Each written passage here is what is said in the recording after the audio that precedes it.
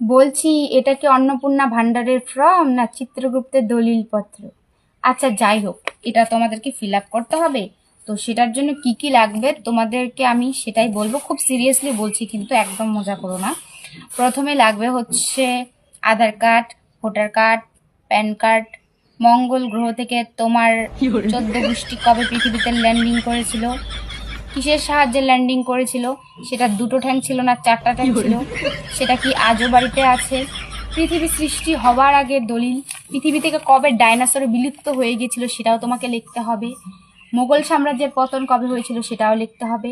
আর সেটার জন্য তোমাকে মা সরস্বতীর কাছে করজোড়ে প্রার্থনা করতে হবে যাতে তুমি ভালো করে ফর্মটা ফিল আপ করতে পারো। অন্নপূর্ণা ভান্ডার নিয়ে এত পরিমাণে হুলস্থুল চলছে, আর ভালো লাগছে না।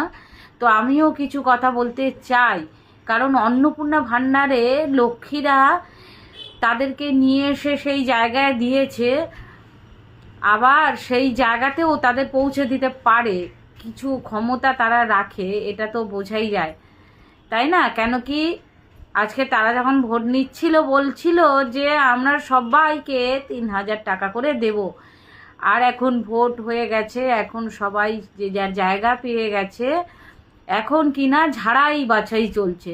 ঝাড়াই বাছাই চলছে মানে আমি নেব অন্নপূর্ণা ভান্ডার, আর আমার মানে পরিবারের ডিটেলস, তাদের ব্যাংক ডিটেলস কেন দিতে হবে? তারা কি করে, কত টাকা ইনকাম করে, ঠিক আছে, টাকা বেশি ইনকাম করে দেখলে তাদেরকে দেবে না, সেটা মানছি, কিন্তু তাদের ব্যাংক ডিটেলস মানে আমার পুরো পরিবারে কেউ যদি মানে অ্যাডাল্ট থাকে তাদের সবার ডিটেলস ব্যাংকের দিতে হবে। কেন? তাদের ব্যাংকের বইও নেই, হতে পারে, তাহলে তাদেরও ব্যাংকের ডিটেলস দিতে হবে। এইসব চলছে, আর তার মধ্যে আমার মানে পুরো ডেটা এখান থেকে কালেকশন করে নেওয়া হচ্ছে। এটা কিন্তু মানে অনেক কিছু ভাববার বিষয় আছে। শুধু আমি অন্নপূর্ণা ভান্ডার নিতে গিয়ে যে আমার সমস্ত জিনিসপত্র তাদের কাছে শেয়ার করে দিচ্ছি, সমস্ত ডকুমেন্ট মানে সমস্ত ডকুমেন্ট যা আছে সমস্ত কিছু তাদের কাছে শেয়ার করে দিচ্ছি, তারা টোটালি ওখান থেকে সার্চ করলে সব দেখতে পাবে। তারপরে আমরা সেটাই করছি, আর মানে চাইছি, কিন্তু তারপরে নেওয়ার পরে কি এই ডিটেলস দেওয়ার পরে কি আসলেও সত্যি কিনা পাবো কিনা আমারও একটু ডাউট হয়। তবুও আমরা চাই যে দিয়ে দেখি পাওয়া যায় কিনা, কিন্তু অ্যাকচুয়ালি ডেটাগুলো না পেলেও তাদের কাছে ডেটাগুলো থাকবে, পেলেও ডেটাগুলো থাকবে। এটা একটা ভয়ের বিষয়। আর যে সবাই সরকারি চাকরি করছে বলে বড় লোক, আবার সবাই যে ইনকাম ট্যাক্স দিচ্ছে বলে বড় লোক, সবাই যে তিন কামরা ঘর আছে বলে সবাই যে বড় লোক, এটা ভাববার কোনো মানে ভাববার কোনো দরকার নেই। কারণ সরকারি চাকরি করলেও অনেকে কম পয়সায় মাইনে চাকরি করে, তারাও বড়লোক হতে পারে, তাই না? এইটাই ভাবছে, কিন্তু সরকারি চাকরিতে আবার তারাই তো মাইনে দিচ্ছে, কত টাকা মাইনে দিচ্ছে তারা হিসাব করে দেখুক, তারা সেই পয়সা আবার চালাতে পারে কি দেখুক। যাই হোক, আমাদের সরকারি চাকরি করে না, তবুও আমি তাদের হয়ে বলছি। তারপরে শিক্ষিত কি অশিক্ষিত সেটাও তাদেরকে দিতে হবে। কেউ 3 পাস করলেও সেটাকে শিক্ষিত বলবে না, 4 পাস করলে শিক্ষিত বলবে না, 7 পাস করলে তাকে শিক্ষিত বলবে।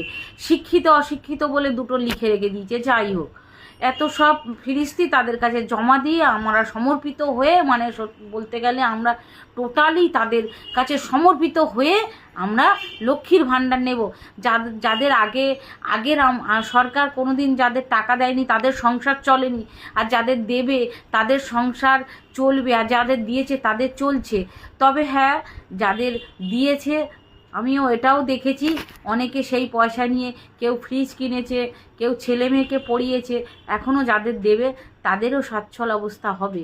তা এত পরিমাণে ঝাড়াই বাছাই হচ্ছে, হয়তো সেটা ভালো, কিছু পরিচয়বিহীন লোকেদেরকে সেখান থেকে বার করা হচ্ছে, অনেকেই বার করা হয়েছে। তা ঝাড়াই বাছাই করে কি সত্যিই সঠিক তাদেরকে সবাইকে বার করতে পারবে?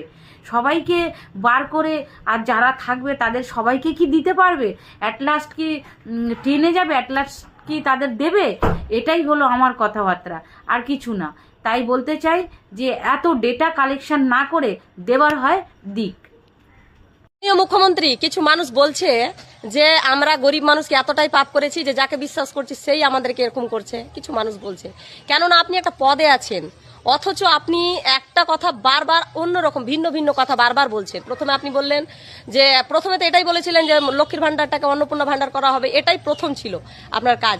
এবার যখন আপনি সেটা করবেন বললেন, প্রথমে একদম ডিক্লার করে দিলেন একবার না বারবার করে জুন মাসের 1 থেকে টাকা দেওয়া স্টার্ট হয়ে যাবে। মানুষ রোদ্রে পুড়ে ঝড় বৃষ্টিতে কত কষ্ট করে 100 টাকার জায়গা থেকে 500 টাকা দিয়েও কত কষ্ট করে লাইনে দাঁড়িয়ে ডিবিটি লিঙ্কটা করালো।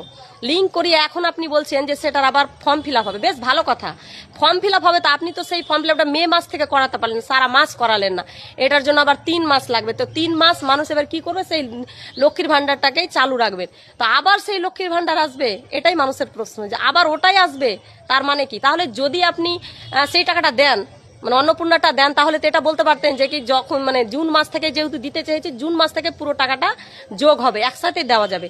সেটা করলেন না। দেখুন, বিশ্বাস এমন একটা জিনিস না, বিশ্বাস একবার উঠে গেলে বিশ্বাস খুবই একটা মূল্যবান জিনিস, সম্পদ। তাই বলছি, দেখুন মানুষ অনেক বিশ্বাস করে ভালোবেসে অবশ্যই আমরা আপনাকে এনেছি সকলেই মিলে। এবার ধরুন যে কেউ কারো বিশ্বাস চলে গেলে তখন মানুষ বলবে যে এটা করে না ওটা করে না, অনেক রকম মানুষ বলছে। কারণ মানুষ কিন্তু আগে কিন্তু মানুষ খেয়ে বাঁচতে চায়, পেটে মানুষ খেয়ে বাঁচতে চায়, তারপরে অন্য কিছু। আগে মানুষ বেঁচেই থাকবে না, তার কি হবে? এটাই মানুষ চাইছে। তাই আপনাকে বারবার রিকোয়েস্ট করব যে দেখুন, যেটা বলবেন একটাই কথা, একবারই বলবেন। বারবার বললেন মানুষ কষ্ট পাচ্ছে, দুঃখ পাচ্ছে, গরিব মানুষ। কারণ একটা ওই টাকাতে মানুষের কিন্তু অনেক কিছু করে, কত কেউ মানুষ ওই টাকাতে ডাক্তার থেকে শুরু করে কত কিছু দেখায়। ওটা একটা টাকা, অনেক মানে মানুষের মূল্যবান টাকা। তা আপনি একটা কথা প্লিজ বারবার বললেন, এখন বলছেন, এখন মানুষ বলছে আর দেবে না।